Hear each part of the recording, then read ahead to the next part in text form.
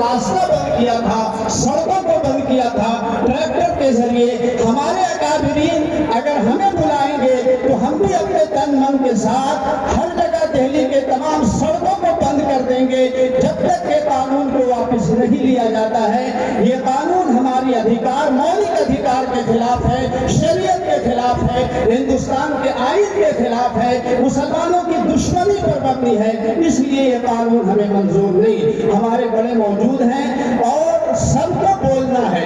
ہر مکتبہ فکر کے لوگ یہاں موجود ہیں، ان کو بھی بولنا ہے. ہمارے تمام بڑے مہمان آ رہے ہیں، ان کو بھی بولنا ہے. اس لیے میں آپ کے درمیان زیادہ دیر حائل نہیں رہنا چاہتا ہوں. اسٹیج پر ہمارے جو اگلی صفحے لگی ہوئی ہے کرسیوں کی، ہمارے جو بیرون مہمان آئیں گے ان کے لیے ہوگی. ہمارے اپنے علماء جو آگے کی صفوں میں ہیں، میں ان سے گزارش کروں گا کہ بیرون مہمان کے لیے وہ جگہ چھوڑ دیں گے. اللہ تعالی ہم سب کا حامی و ناصر ہو. ہم سب کو یہ عہد کرنا چاہیے کہ آل انڈیا مسلم پرسنل لا بورڈ اور دوسری ملی جماعتوں کی قیادت میں جو بھی حکم ہوگا ہم اس پر پورا لبیک کہیں گے اور ان کا ساتھ نبھائیں گے. وما توفیقی الا باللہ.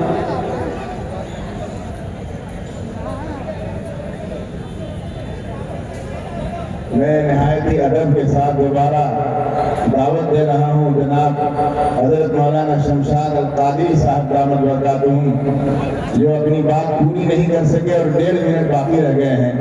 میں ان سے درخواست کر رہا ہوں وہ تشریف لائیں اور اپنا 1.5 منٹ ضرور لے لیں.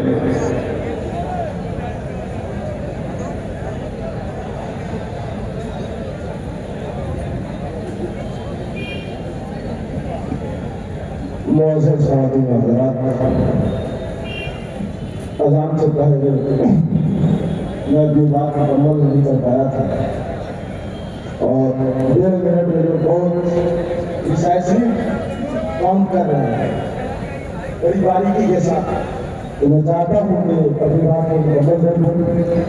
تنظیم اہل سنت و جماعت جمشید پوری کی سب سے بڑی لیڈنگ آرگنائزیشن ہے اور مدرسہ فیض جو 4 ریاستوں کا سب سے بڑا مدرسہ ہے، اس کی نمائندگی کرتے ہوئے میں حاضر آیا.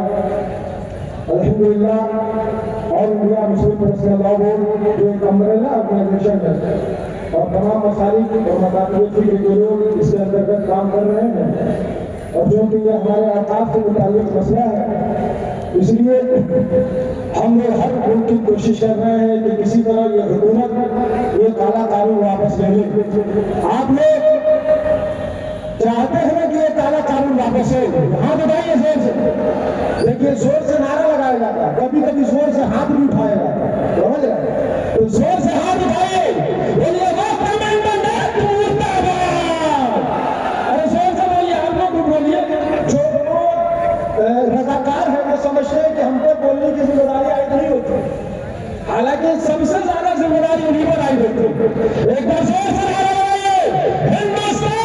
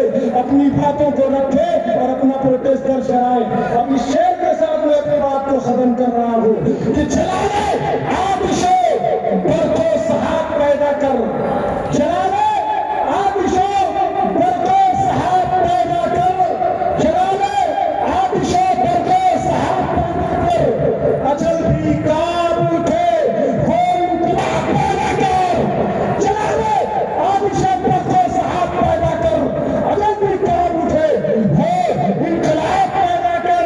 تو انقلاب کی آمد کا انتظار نہ کر، تو انقلاب کی آمد کا انتظار نہ کر، تو انقلاب کی آمد کا انتظار نہ کر، جو ہو سکے تو ابھی انقلاب پیدا کر۔ انشاءاللہ بہت جلد یہ آواز آئے گی کہ ہمارے تپسیے میں کچھ کمی رہ گئی ہے۔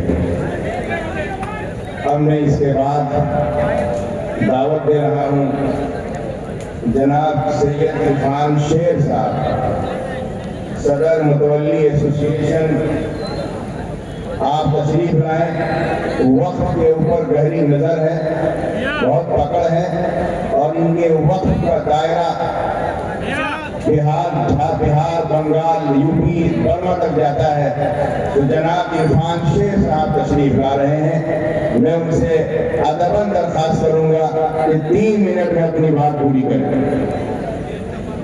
یہ سامنے کے حصے میں جو کرسیاں بیریکیڈ کے اندر خالی ہے وہ آپ حضرات اس کو بھر لیں، بیچ میں جو کرسیاں خالی ہیں ان کو بھروا، جو پیچھے ہیں وہ آ جائیں، جو چاہ رہے ہیں ان کو بھروا دیجیے کرسیاں۔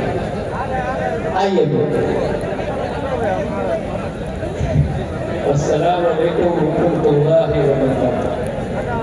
میں کلکتے سے خاص اس اجلاس میں اس لیے آیا ہوں کہ میں اپنے تجربے کو، میری پوری زندگی یہ وقف کو لے کے گزری ہے، اور سچ یہ ہے کہ جن لوگوں کو تجربہ ہے، جو لوگ جانتے ہیں وقف کو اندر اور باہر سے، ان لوگوں کا کہنا ہے کہ یہ سرکار، اس حکومت نے ایک ایسا قانون لایا ہے جس قانون کو اگر سمجھ لیا جائے، پڑھ لیا جائے، صرف مسلمانوں کے لیے نہیں، میں تو یہ بھی کہتا ہوں کہ آج کلکتے میں آل انڈیا مسلم پرسنل لا بورڈ کے ساتھ، ان کی لیڈرشپ کے ساتھ ہم لوگ سب کھڑے ہیں پورے ہندوستان میں، اور کلکتے شہر میں مسلمانوں کے ساتھ سکھ، عیسائی، دلت، جین، بدھسٹ سب اس کے ساتھ جڑ چکے ہیں، کیونکہ سبوں کو معلوم ہو چکا ہے کہ یہ شرارت ہے حکومت کی، اور شرارت کیسے ہے، کیوں ہے، یہ آج آپ لوگوں کے سامنے جو مقرر ہیں ان کی باتوں سے آپ کو ظاہر ہو جائے گا کہ کس قسم کی شرارت کیا ہے حکومت نے، کیسے آپ کے مولک ادھیکار، آپ کے فنڈامنٹل رائٹ کو، جو آپ کے ملک کی جو سنویدھان ہے، جو دستور ہند ہے، جس پر ہم سب کو چل